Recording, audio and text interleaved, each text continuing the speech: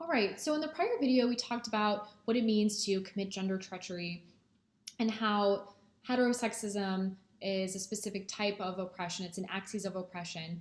And we talked about the differences between heterosexism and homophobia, and how homophobia comes from living in a heterosexist society, a society that privileges heterosexuality over anything that's non-heterosexual. Now, the author discusses three hypotheses to try to make sense of why homophobia exists. And none of these hypotheses really tell us or really sufficiently explain homophobia, but they can be helpful in trying to understand the nature of homophobia and how it can occur. We'll kind of get into what all these three hypotheses have in common with one another and how they can help us understand why heterosexism and why homophobia exists. So the author first talks about the repression hypothesis, which if you're familiar with Freud, right, you can kind of think about how it's this repression of one's identity with this, repression specifically for men of their own homosexuality. And so they're homophobic towards other men because they're repressing kind of their own hated, fearful idea of being homosexual. So it's this idea that straight men are repressing their own homosexuality and then they're lashing out at other men and kind of projecting their own homosexuality upon other men who are perceived to not live up to kind of these hyper-masculine ideals in society. But it's basically where these men are coming to terror. They're experiencing terror and fear with their own sexuality, right? So because they're trying to overcompensate for their own gender identity and sexual orientation, they become toxic and hyper-masculine, and they basically become homophobes as a way of dealing with their own repressed homosexuality, right? So they try to force people who are LGBTQ plus back into the closet. They can bully, they can harass, etc. But this hypothesis maybe, while it does apply to some men who are homophobic, it doesn't apply to everyone who's homophobic, right? It's insufficient because not every homophobe is repressing their own sexuality. So this is where we also then get into the irrationality ignorance hypothesis. And the irrationality ignorance hypothesis can apply to some people, but it doesn't apply to everyone either. So this hypothesis basically conveys that homophobia is an irrational fear. It's based off of ignorance. It's based off of socialization. It's based off of growing up in an environment where you were taught that homophobia is bad, where you were taught that heterosexuality is ideal and that homosexuality is deviant and it's bad and it's an inferior. So it's basically a product of one's social training. And one doesn't know better, right? That's just how they grew up. They haven't really been exposed to the LGBTQ plus population. So homophobia then is a reaction to that ignorance. And so it conveys that homophobia is learned, right? You can be socialized to be homophobic, but it's also irrational. It's unfounded. It's arbitrary based off of these social forms of oppression. And it conveys how it's dysfunctional because it's just this fear that someone has due to a lack of information. But the author talks about how homophobia can be functional and can be rewarding in a society that is heterosexist. And this doesn't apply to everyone because everyone who's homophobic isn't necessarily homophobic due to ignorance or irrationality, right? There are some people who are homophobic who live in big cities where they've been exposed to people with an LGBTQ plus population. So the whole irrationality ignorance hypothesis is also not sufficient to explain all forms of homophobia. Now, the last hypothesis he gives is a political response hypothesis. This isn't sufficient as well for explaining homophobia, yet it is the most kind of articulate hypothesis. So the political response hypothesis conveys that there are rational, functional aspects of homophobia when you live in a society that privileges heterosexuality. And so it's viewed as a rational political response. If you live in a society that privileges heterosexism and you identify as heterosexual, then people who don't identify as heterosexual, who are standing up for their rights and who are earning more privileges, or not necessarily privileges, but who are earning more equality in our society, they are viewed as a threat to the heterosexual privilege that already exists, or to the privileges of compulsory masculinity that already exist. So if LGBTQ+, if there are struggles and they're fighting for their rights, and if that kind of revolution or social movement is viewed as successful and is being successful, then heterosexuals could fear losing their heterosexual privilege, and they don't want to necessarily be stripped of their power and dominance in society, right? Think about how the idea of family is a very politicized term, and so sometimes the arguments against the legalization of gay marriage were that, oh, you're destroying the idea of family, and children aren't going to grow up in a positive environment, in a social, normal, healthy home environment. And that's an example of how homophobia can be a rational, politicized response to homosexuality or to the rights that LGBTQ plus individuals are earning. But the author talks about how this hypothesis is not enough because it over-rationalizes its subjects. It assumes that everyone who's homophobic is doing it based off of rational, intentional reasons or fears that they're losing their heterosexual privilege.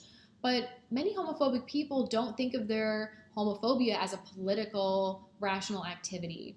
So where does this leave us, right? If all three hypotheses are not really helpful, or they don't necessarily fully explain the larger picture of homophobia, where do we go from here? And so the author then says, well, let's look at what three of these hypotheses have in common with one another. This is where we get back into this idea of gender identity and how girl is kind of this negative term for men who are perceived to fail in masculinity, or they're not viewed as kind of performing masculinity in the correct way. So all three of these hypotheses have in common with one another is that it confronts the idea that masculinity is natural and innate and healthy for every man. So masculinity, insofar as it's privileged over femininity in our society, it's viewed as more rational, as more legitimate, as stronger. Masculinity is something that is so prized in our society, and if you live up to these masculine ideals as a man, then you will be rewarded in some way.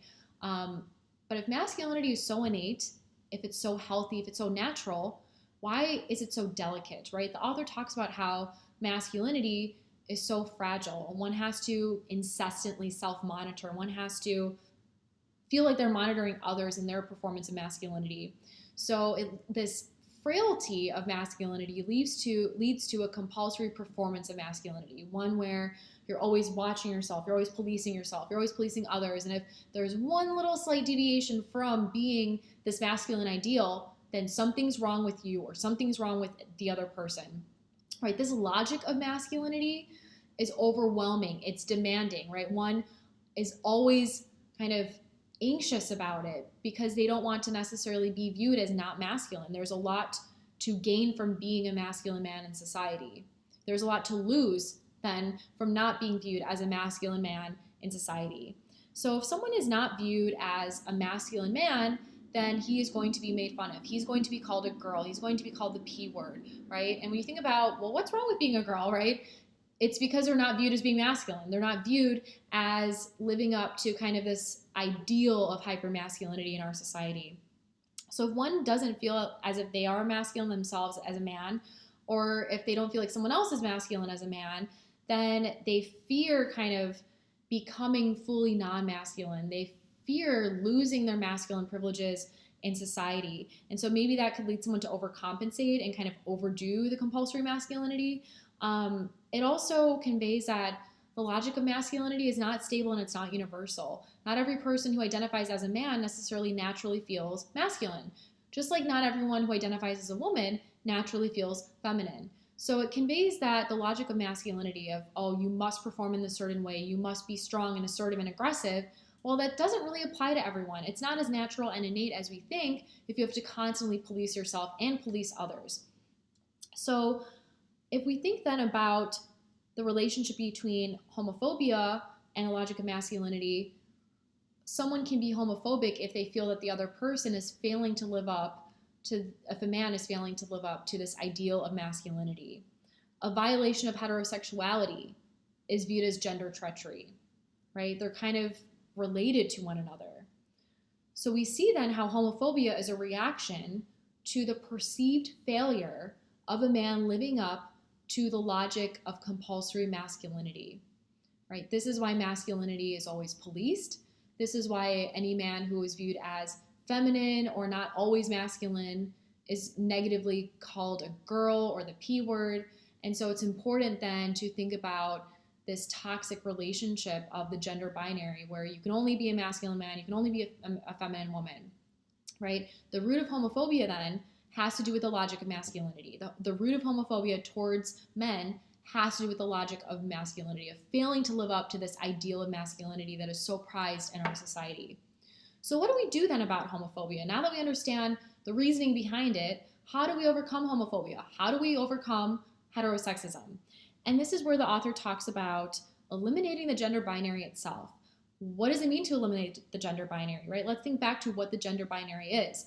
It's this idea that you can only be a man all the time and you can only be a woman all the time. You can't be both. You can't be outside of that binary. You can't be in between, right? You can't be flexible and fluid. And so the author says the root of homophobia and heterosexism is based off of this gender binary, that you can only be one or the other. You can't be both.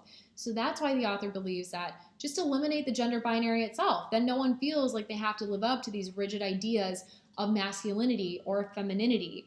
Heterosexuality, homosexuality really wouldn't have that much meaning if we didn't have the gender binary, right? So you wouldn't see that connection between being a feminine man and being homosexual, that stereotype, if we didn't even have the gender binary to begin with. So the author talks about how we can eliminate the gender binary. He says, be unmanned, undo gender, right? He doesn't necessarily kind of thoroughly go into what that means, but I think it's open to interpretation, right? Just undo the gender binary. Go be liberated from the idea that you can only be a masculine man all the time, or that you can only be a feminine woman all the time, right? Think about gender as a multifaceted kind of dimension of the self, or completely just throw away the category of gender. This is the author's solution then to overcoming homophobia and heterosexism as an axis of oppression.